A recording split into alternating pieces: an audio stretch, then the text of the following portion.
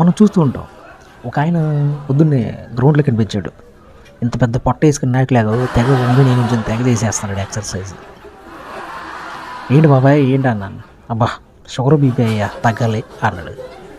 అదే మనిషి సాయంత్రం రాజమండ్రి హిమాలయ బార్లో తాగేసి ఫుల్గా ఇలా పడుకుని ఉన్నాడు. అట్లా ఉంటుంది మనోడితోని.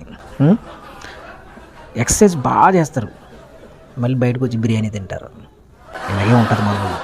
కొంతమంది చేస్తూ ఉంటారు, హాయ్ అంకుల్ అంటే మాట్లాడరు, హాయ్ బ్రో అంటే తెగ తీసేస్తుంటారు. ఇంకొక గొప్ప విచిత్రమైన జోక్ ఏంటంటే, చాలా విచిత్రమైన జోకు, వర్షాకాలం రాడు బయటికి, ఓకే, అది అలాగే ఎవరు రారనుకోండి ఎక్సర్సైజ్కి. సమ్మర్లో రాడు, కరెక్ట్గా చలి పడతా ఉంటుంది మంచు.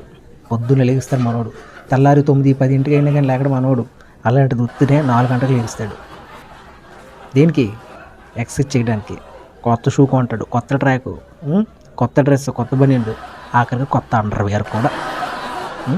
అట్లా ఉంటుంది మనోడితో. పోనీ ఏమన్నా వీళ్ళు ఏమన్నా 2-3 రోజులు ఏమన్నా చేస్తారా అంటే అబ్బే అయిపోయింది. వారం రోజులు కథం. ఎక్సర్సైజ్ కాదు గుడ్డే. ఆడి ఫ్రెండ్ కూడా ఫోన్ చేస్తాడు పొద్దున్నే, మామ 4ంటికి చేస్తాడు, మామ లేసామంటే, మామ లేగండ్రా పొద్దున్న వస్తానులే, రేపు అంతే. మళ్ళీ వర్షాకాలం వచ్చింది, మళ్ళీ సమ్మర్ వచ్చింది, కథం. Okay, thank you so much.